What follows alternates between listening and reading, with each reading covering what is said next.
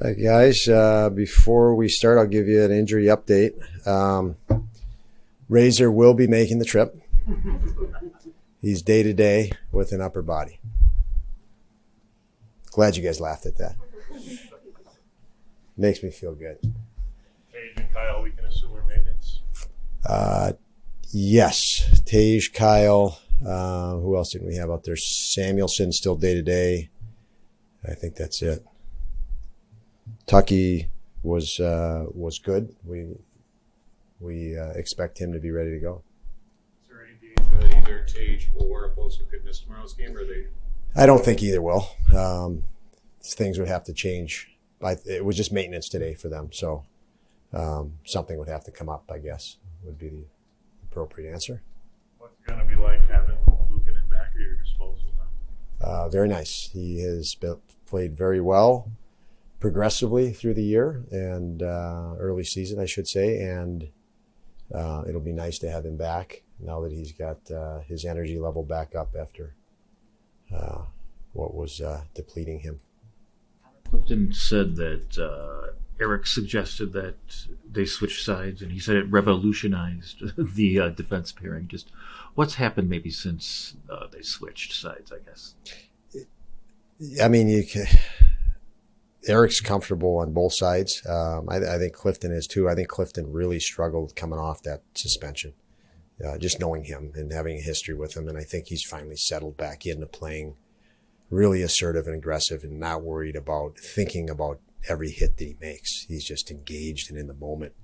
And I just think time for those guys. It's, they're still acclimating to new environment. They're two guys that take their jobs so serious. I mean, they selected to come here, which shows you that, they're thinkers. They looked at our situation from the outside, thought about it, and made a decision to come here, just not because of, dollars or random. They came here because they cared. And I think sometimes that interferes with how fast you can adapt and acclimate.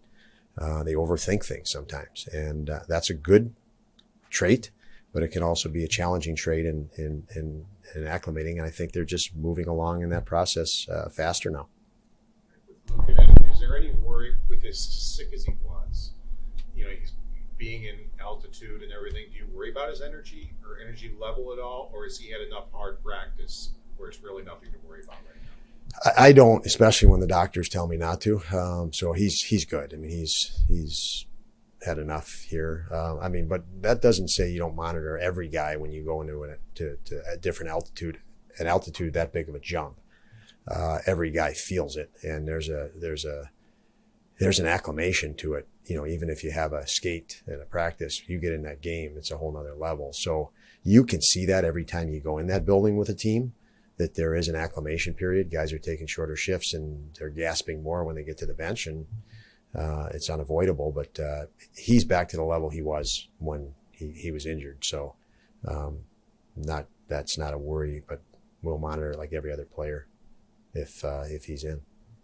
You've gone for a stretch where Luukkonen was playing the majority of the games, and then when he got sick, Devin was playing the majority of the games. Are you going to go back to a rotation, or is it what's the plan in terms of the usage? Yeah, I think Upi has done a real good job. If we look at that when he had to step away here to fight, and you can have all the plans you want, and you can plan for 4 or 5 different things, and you do, and then you read the situation. So now we're going to read the situation.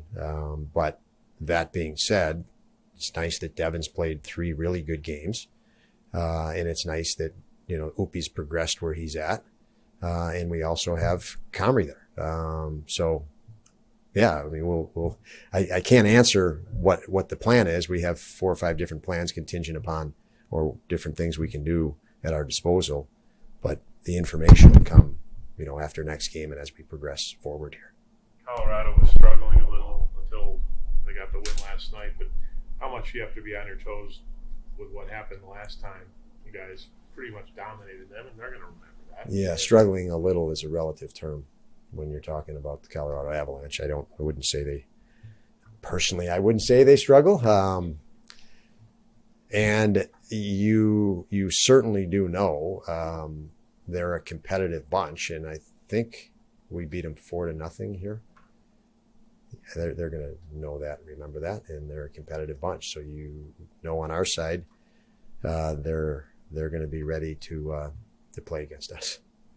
Even in your last 2 games against them, we can go back to last year in Colorado. You've done very well. I mean, your team has performed very well against them. Is it just a good matchup for you guys? It's a different matchup, obviously, up and down, different style of play. They are very confident in their ability to outscore teams.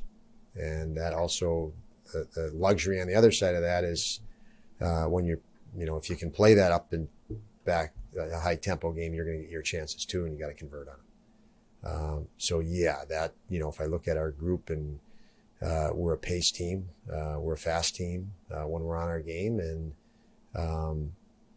so we do have some attributes that can perform well under those circumstances. So I think that's what we've done in the past. I think tomorrow, obviously you go into Colorado, and like any building, you don't want to allow 18,000 people excited and to get their team excited. So you don't want to give up, you want to be stingier than not. And, that's an initiative we've been pushing and will continue to push for the right reason. How cool is it going to be for you guys to see whatever they do with Eric? Eric is an enormous addition for us in so many ways, but the biggest is the love for him as the teammates have. He's a guy that, he's got an entourage for very good reason. He's a wealth of experience and a good guy to be around. So I know the team will be happy to see whatever they may put up.